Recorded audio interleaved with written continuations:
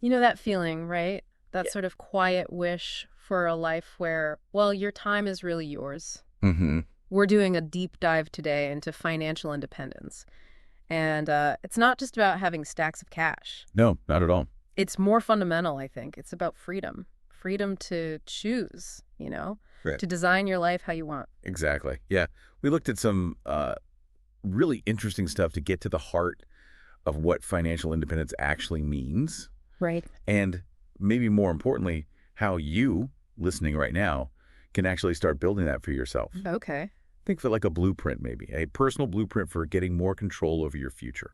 And look, this isn't some, get rich quick thing. Definitely not. No, absolutely not. What we're digging into today, it's a strategy, it's a path, maybe a journey is a better word, Hmm. and it's really open to anyone who's, well, willing to learn and actually do the work. Yeah, put the principles into action. Okay, so let's just jump right in. Financial independence, what does that actually look like day to day?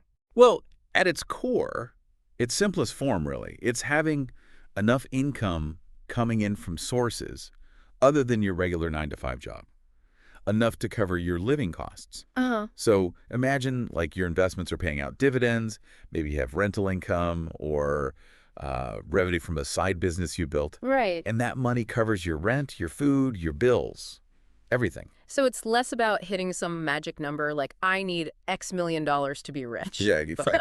and more about setting up a situation where work, like your main job, becomes optional, something you choose to do maybe, not something you have to do just to survive. Precisely. Yeah. That's the key. It's about deliberately, intentionally building up your wealth specifically to get more options in life. Options. Okay. Yeah, could be through investments that grow over time, setting up those income streams we talked about that aren't tied to your hours. Right. Passive income type stuff. Yeah, passive or a semi-passive income.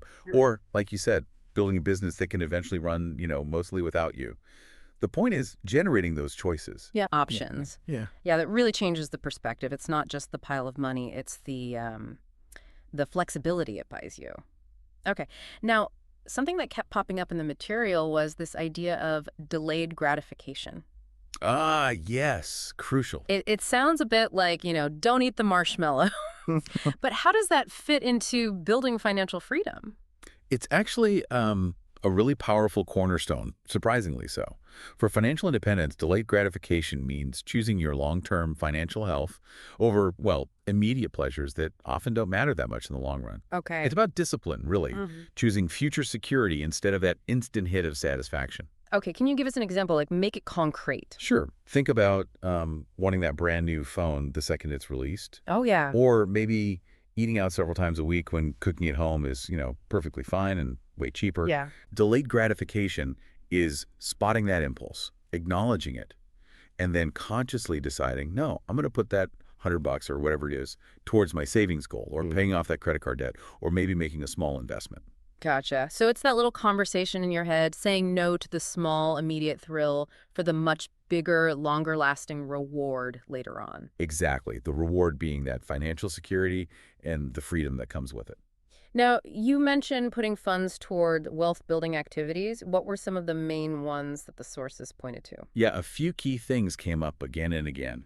First, building an emergency fund, Right. like a solid one. The safety net. Exactly. Having that cash easily available for unexpected stuff, car breaks down, medical bill means you're less likely to get completely knocked off course. Makes sense. Then really tackling high interest debt, credit cards mostly. Getting rid of that frees up so much cash flow later. Huge. And then, of course, consistently investing, even if it's small amounts to start. Just getting that money working for you through compounding over time. Okay, right. Laying that solid groundwork first. That feels key. Now, let's get into the nitty-gritty. You can have all the willpower in the world, Hmm. but if you don't actually know where your money's going right now, it feels like you're just fighting blind. Our sources really hammered this point. Mastering your money first. Hmm. What does that actually mean for someone starting out? The absolute first thing is getting a really clear picture, accurate picture Yeah. of where your money is going today. Okay. And that means, yeah, tracking your expenses diligently. It might feel like a chore at first, Oh, it does. but honestly, understanding those spending habits, it's invaluable. Hmm. Gives you so much insight. Once you have that, then you can create a budget. Budgeting. Yeah, that word, it can sound so like restrictive, like putting yourself in a financial straitjacket. I know it gets a bad rap. But the way I took it from the source is it's not really about deprivation. It's more about control. Like you decide where the money goes instead of just scratching your head at the end of the month wondering where it all went. Exactly. That's a perfect way to put it. A budget isn't about saying no to everything fun. Mm. It's a tool for empowerment. Okay. It lets you see clearly, okay, maybe I'm spending a bit too much here. Identify places to cut back, maybe without even really noticing it, Right. and then intentionally steer more money towards those goals, like the emergency fund, Yeah. or starting to invest. Makes sense. And with that clarity, the next vital step is saving consistently, saving a portion of your income every single month. And automation came up a lot there, automating savings. Why is that apparently so effective? Uh, Automation is it's incredibly powerful Mm. because it basically removes the decision-making fatigue each month. Okay. If you set up an automatic transfer, say from your checking to your savings or investment account right on payday, Mm-hmm. it just happens. You don't have to think about it. It turns saving from this thing you should do to a regular habit, almost like paying a bill, but you're paying your future self. Paying your future self. I like that. And that consistency, that's what really builds up that financial base over time. It's crucial. Okay, so bedrock established. Know where your money goes, make a plan for it, the budget, and then make saving automatic. Got it. Now, let's shift gears a bit to something people often find really exciting. Multiple income streams. Yes, very important.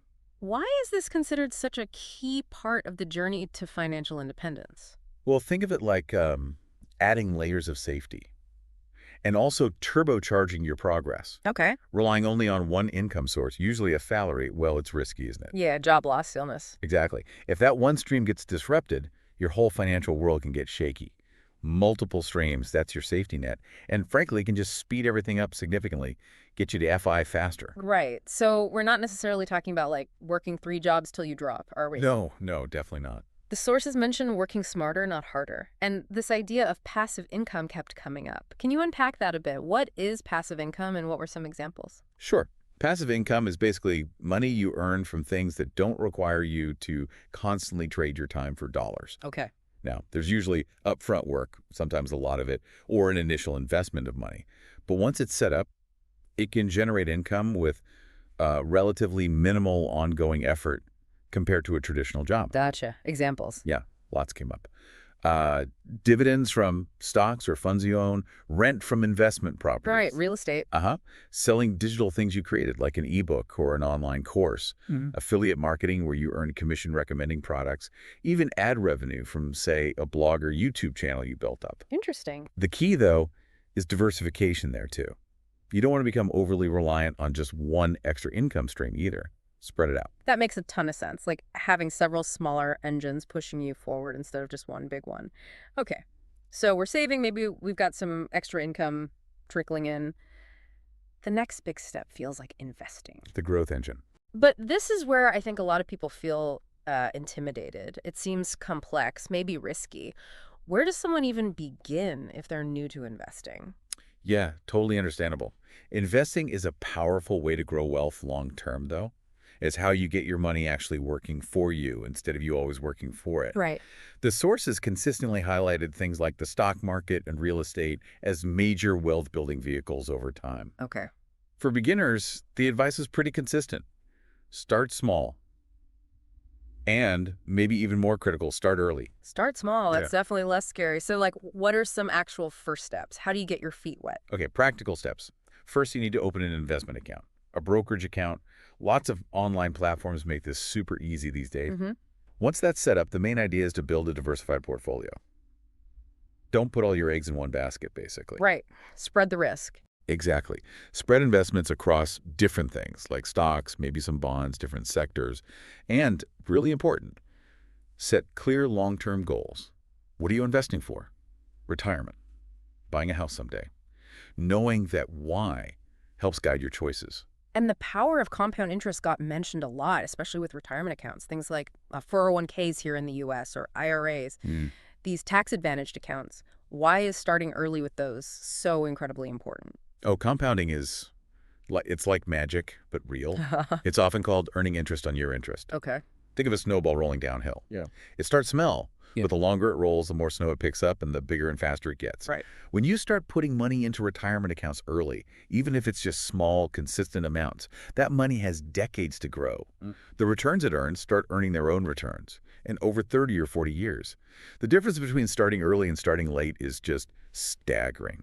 It can mean hundreds of thousands, even millions more, just because you gave compounding more time to work. Wow. Okay, so starting early is huge for retirement. Got it. We've covered a lot: mastering money, building income streams, investing. But it feels like the journey doesn't just end once you set things up, right? No, definitely not. The source has really stressed continuous financial education. Why is it so vital to keep learning about this stuff? Because the world doesn't stand still. The financial landscape changes. New investment products pop up, the economy shifts, tax laws change, Uh-huh. and your own life changes too. Your goals might evolve. So committing to ongoing learning, reading good books, listening to, well, podcasts like this one, You're right. following trusted experts, maybe taking a course, it just keeps you equipped. Equipped to make smarter decisions as things change, to adapt your strategy. So it's not really a set it and forget it kind of deal then. Not entirely, no. I mean, automation is great for consistency, but you still need to understand what's happening and why. Okay. Continuous learning helps you spot potential problems, understand new opportunities, manage risk better, and just generally make sure your money keeps working effectively towards your goals, whatever they become. Right. Stay engaged, keep refining. Makes sense. It empowers you, really. Keeps you in the driver's seat throughout the journey. Okay, so let's try and pull this all together for everyone listening. We've taken a pretty deep dive here into financial independence, pulling from some really solid sources. The big takeaways, the pillars, seem to be, first, getting control of your current money budgeting, saving. Yep, the foundation. Then, strategically building up multiple income streams for more security. Absolutely. Then, investing wisely to let your money grow over the long term, starting early if possible. Crucial. And finally, this commitment to always keep learning, staying informed so you can adapt. Those are the cornerstones here. And it's just so important to underline what you said earlier. This is a marathon, not a 100-yard dash. Absolutely. It takes smart choices consistently over time. And patience. Lots of patience. It's definitely not a get-rich-quick path. So maybe a final thought to leave everyone with today. Consider this.